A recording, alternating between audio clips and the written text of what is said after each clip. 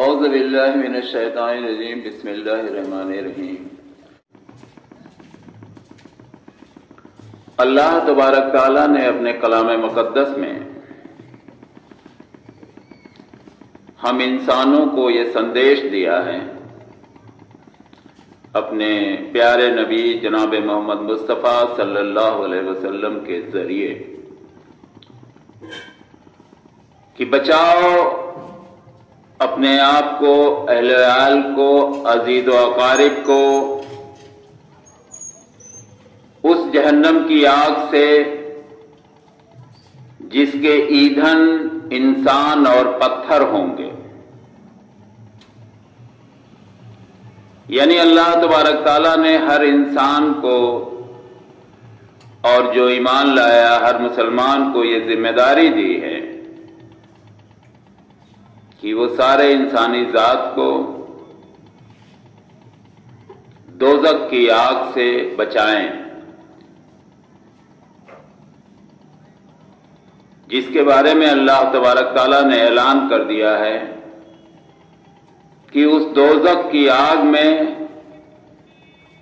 صرف دو ہی چیز ہوں گے، صرف انسان اور پتھر،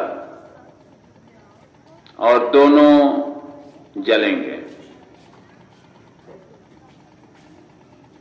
اور آپ قرآن شریف میں ایک جگہ پائیں گے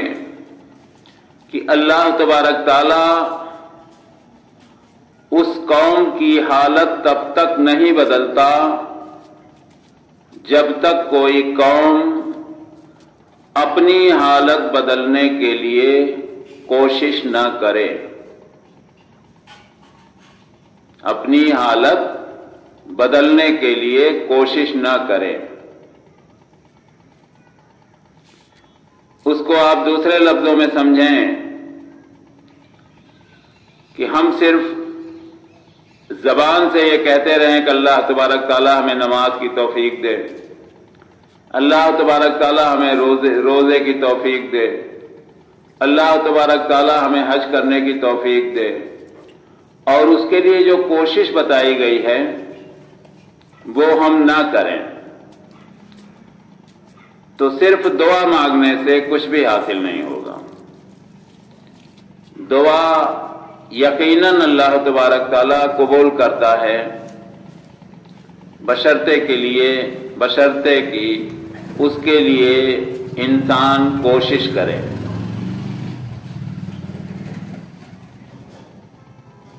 یہ جو دوسرا فرمان ہم نے بتایا اللہ تبارک تعالیٰ کا کہ اس قوم کی حالت اللہ تبارک تعالیٰ تب تک نہیں بدلتا جب تک وہ قوم خود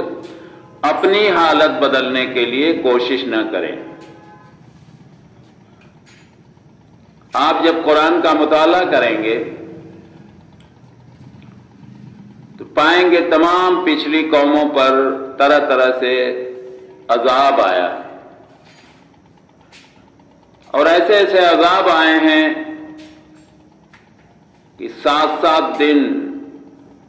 دن اور رات 24 گھنٹہ مسلسل پتھروں کی بارشیں ہوئی۔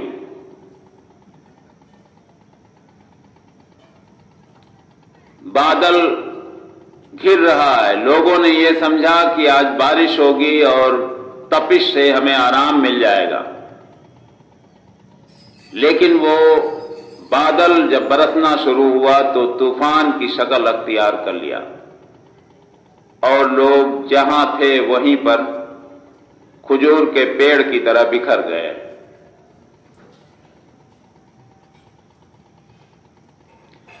ہم لوگ جو اس سے بچ گئے ہیں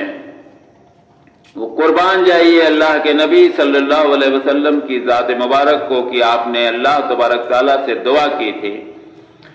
کہ اللہ تبارک تعالیٰ ہماری امت کو اس طرح سے عذاب نہ دیجیے گا جیسا تو نے پچھلی قوموں کو دیا۔ اللہ تبارک تعالیٰ نے آپ کی دعا قبول کر لی، ورنہ اب تک جو ہمارے کارنامے ہیں، جو ہماری کارگزاریاں ہیں، وہ انسانوں سے چھپی ہوں وہ الگ بات ہے، لیکن اللہ تبارک تعالیٰ سے تو قطعی نہیں چھپی ہے، وہ ہر چیز سے واقف ہے۔ لیکن اس کا مطلب یہ نہیں ہے کہ یہ چھوٹ جو آج ہم کو آپ کو ملی ہے ہمیشہ اسی طرح سے ملتی رہے گی۔ قطعی اس غفلت میں مت رہیے گا۔ ایک دن ہم کو، آپ کو، سب کو رب العزت کے بارگاہ میں کھڑا ہو کر ایک ایک پل کا حساب دینا، اور اس وقت کوئی دوسرا کام نہیں آئے گا، نہ کسی کی سفارش کام آئے گی۔ اس مغالطے میں نہ رہیے کہ ہم فلاں کے مرید ہیں، ہم نے فلاں کا دامن پکڑ رکھا ہے، ہمیں فلاں سے بڑی عقیدت ہے۔ آپ قرآن کا جب مطالعہ کریں گے تو پائیں گے کہ حشر کے میدان میں کسی پیغمبر کی ہمت نہیں پڑ رہی ہے کہ وہ اللہ تبارک تعالیٰ سے درخواست کر سکیں۔ آپ نے یہ واقعہ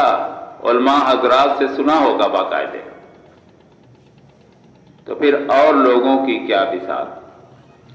ہاں یقیناً اللہ کے نبی صلی اللہ علیہ وسلم کو شفاعت کا اختیار دیا ہے اللہ تعالیٰ نے،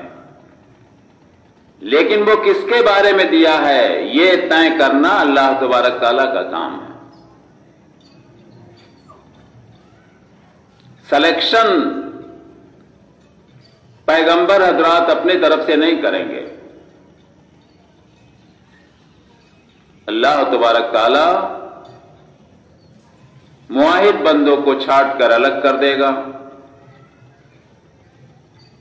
اور ان سے جو غلطیاں، جو گناہ، جو لرزش، جو کوتاہیاں، جو لاپرواہیاں سرزد ہوئی ہیں اس کے بارے میں اللہ کے نبی صلی اللہ علیہ وسلم کی سفارشیں سنی جائیں گی، اور بھی تمام لوگوں کی سفارشیں سنی جائیں گی، فرشتوں کی سنی جائیں گی، قرآن شریف کی سنی جائے گی، مسجدوں کی سنی جائے گی، سب کی سفارش سنی جائے گی،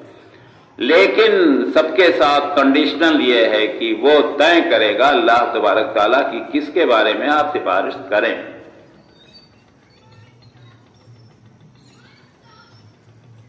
تو اس آگ سے اگر واقعی بچنا ہے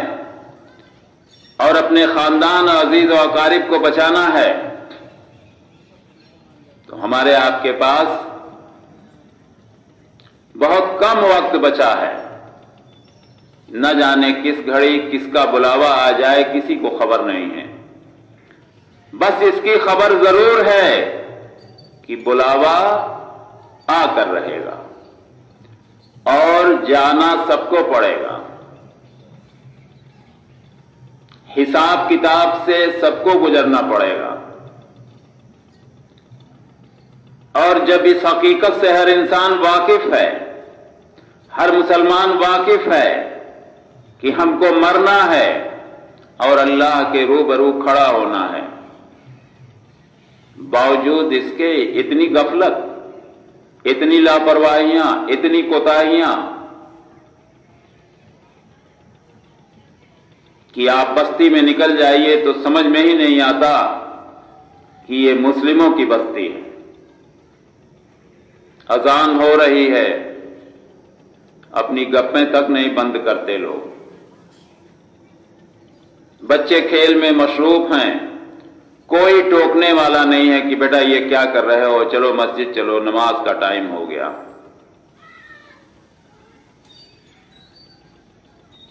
ٹھیک ہے آج وقت ہے، اللہ نے مہلت دی ہے، اللہ نے ڈھیل دی ہے، ہم جتنی چاہیں سرکشی کر لیں لیکن اس کی گرفت سے بچنا ناممکن ہے۔ اللہ تبارک تعالیٰ سے دعا ہے کہ ہم سارے مسلمانوں کو اللہ کے نبی صلی اللہ علیہ وسلم کے بتائے ہوئے طریقے پر عبادت کرنے کی توفیق عطا فرمائے، جس سے کہ ہم سب صحیح مسلمان بن سکیں۔ السلام علیکم ورحمۃ اللہ وبرکاتہ۔